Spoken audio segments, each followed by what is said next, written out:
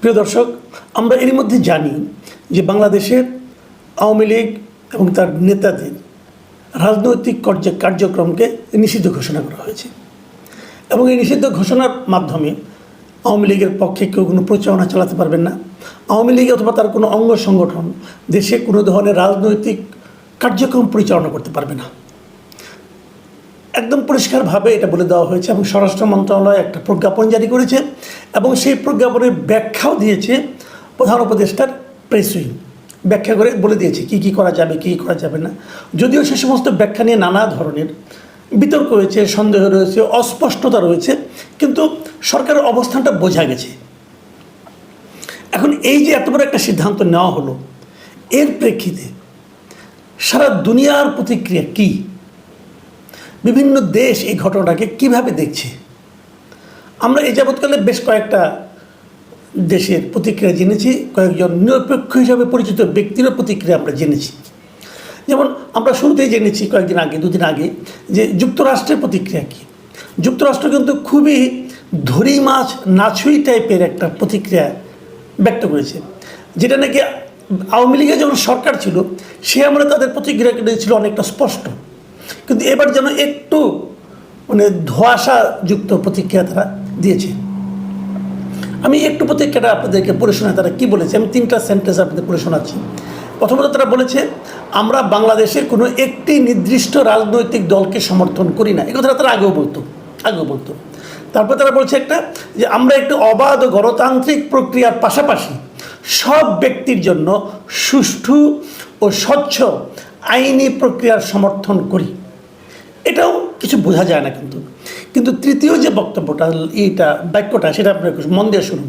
সেখানে বলা হয়েছে, আমরা বাংলাদেশ সহ সব দেশের প্রতি আহ্বান জানাই যেন তারা মত প্রকাশের স্বাধীনতা, শান্তিপূর্ণ সমাবেশ এবং সংগঠনের অধিকারকে সম্মান জানায়। এই জায়গায় এসে কিন্তু একটু বোঝা যাচ্ছে যে শান্তিপূর্ণ সমাবেশ, মত প্রকাশের স্বাধীনতা এবং সংগঠনের অধিকারকে সম্মান জানায়, যেন সব রাষ্ট্র যেন জানায়, এই আহ্বান তারা জানাচ্ছে।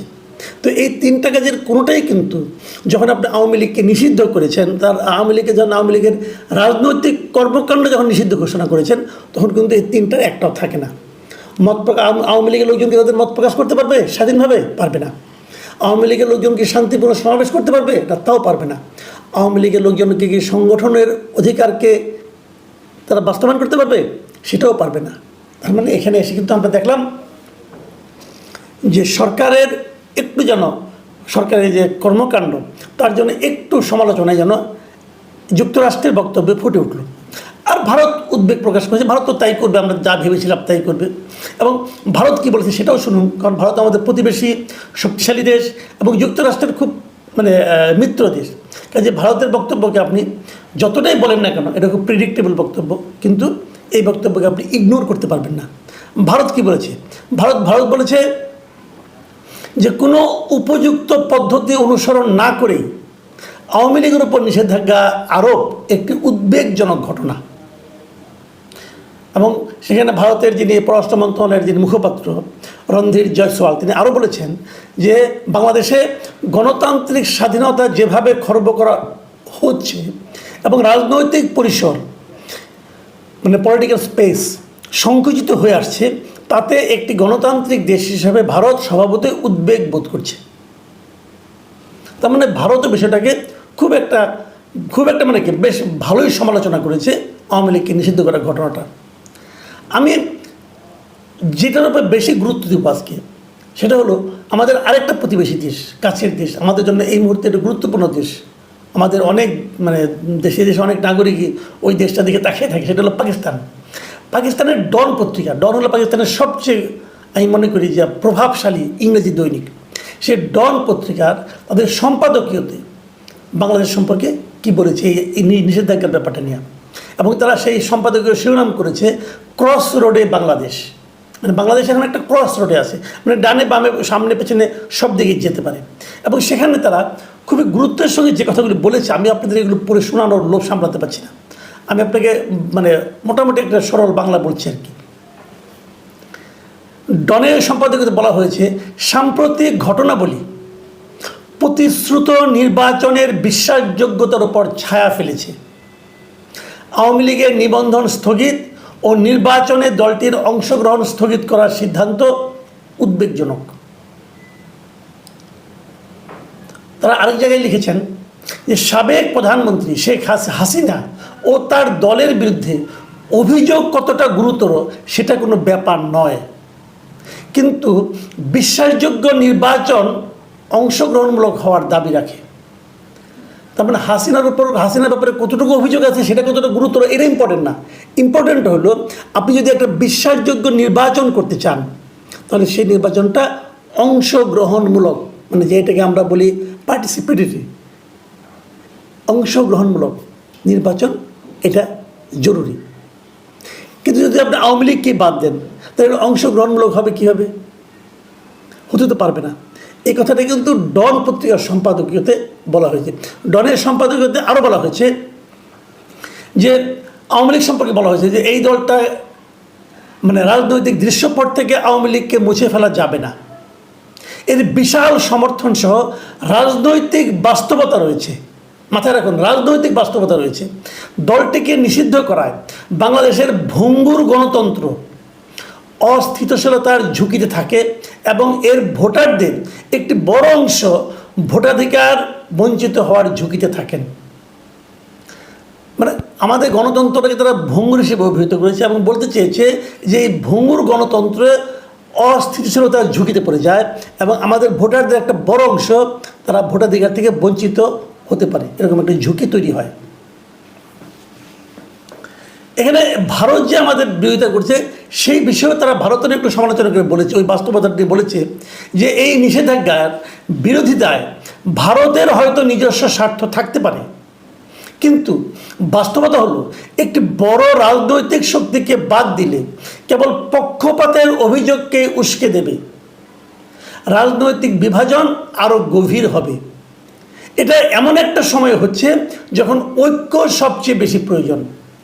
যে কথাটা আমি নিজেও বহুবার বলেছি আপনাদেরকে যে আমাদের দেশে এই মুহূর্তে সবচেয়ে বড় দরকার হলো ঐক্য।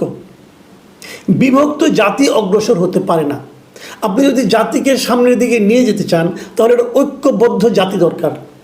ডন তার সম্পাদকীয়তে এই কথাটাই বলেছে যে এই সময়ে বাংলাদেশের জন্য সবচেয়ে বড় প্রয়োজন হলো ঐক্য, এবং সেই ঐক্যটাকেই ক্ষতিগ্রস্ত করার মতো একটা বাস্তবতা এই নিষেধাজ্ঞার মাধ্যমে তৈরি হয়েছে।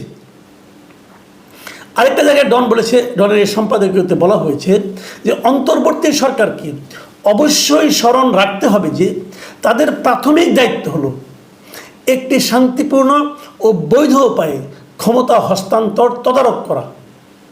মানে তারা হস্তান্তর করবে না, কিন্তু ক্ষমতাটা শান্তিপূর্ণ উপায়ে হস্তান্তরিত হবে এই বিষয়টাকে তারা তদারক করবে। অর্থ হচ্ছে যে তারা একটা নির্বাচন অনুষ্ঠান করবে, যে নির্বাচনে সকলের অংশগ্রহণমূলক হবে, সেটা যে নির্বাচনে সবাই ভোট দিতে পারবে এবং সেই নির্বাচনের মাধ্যমে উঠে আসবে জনগণ কাকে চায়। ডনের সম্পাদকীয়তে বলা হয়েছে যে কিন্তু ব্যালটের পরিবর্তে যদি রাজনৈতিক বিরোধিতার সমাধান করা হয় নিষিদ্ধ করার মাধ্যমে, তাহলে সেই লক্ষ্য অর্জিত হবে না।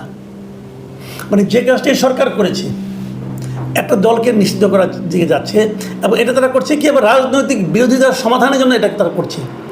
এটা যদি সরকার করে তাহলে ওই যে গণতন্ত্রের যে একটা শান্তিপূর্ণ হস্তান্তর ব্যবস্থা সেই লক্ষ্য কিন্তু অর্জিত হবে না। ডনের এই সম্পাদকীয়র শেষ প্যাটার্ন পড়তে চাই। সেখানে তারা লিখেছেন যে আওয়ামী লীগ সহ সব রাজনৈতিক দলকে লেভেল প্লেইং ফিল্ড নিশ্চিত করার মাধ্যমে গণতান্ত্রিক আদর্শে নিজের প্রতিশ্রুতিকে অবশ্যই প্রদর্শন করতে হবে ডক্টর ইউনূসকে। নির্বাচনের জন্য একটু স্পষ্ট সময়সূচি নির্ধারণ ও রাজনৈতিক দলের অংশগ্রহণ নিশ্চিত করা শুধু পরবর্তী সরকারের বৈধতাকেই শক্তিশালী করবে না, বরং মাথায় রাখবেন, বরং সামরিক হস্তক্ষেপের বিপদ এড়াতেও সাহায্য করবে। কোনো কোর্ট বা রাজনৈতিক ডিক্রি নয়, বাংলাদেশের ভবিষ্যৎ অবশ্যই ব্যালটের মাধ্যমে নির্ধারণ করতে হতে হবে। ডনের এই সম্পাদকীয় হয়তো বলবেন পাকিস্তানে একটা পত্রিকা কি আসে যায়, কিচ্ছু যায় আসে না, আবার অনেক কিছু যায় আসে। বুঝতে হবে যে আমাদের একটা নির্দিষ্ট দলে, আবার দেশেরই একটা নির্দিষ্ট অংশ যারা নাকি যাদের দাবির প্রেক্ষিতে আওয়ামী লীগকে নিষিদ্ধ করা হলো, এবং সরকার সেটা আগ্রহের সঙ্গে করলেন, এরা ছাড়া সারা দুনিয়ার আর কেউ কিন্তু সরকারের এই পদক্ষেপকে এখন পর্যন্ত সমর্থন করেনি। এই সরকার কতটুকু গ্রহণযোগ্য হচ্ছে সারা দুনিয়ার কাছে তার এটাও কিন্তু একটা মাপকাঠি। প্রিয় দর্শক, এই প্রসঙ্গে আরও আলোচনা হবে আগামীতে, আপনারা পেতে থাকবেন। আপাতত এখন এ পর্যন্ত।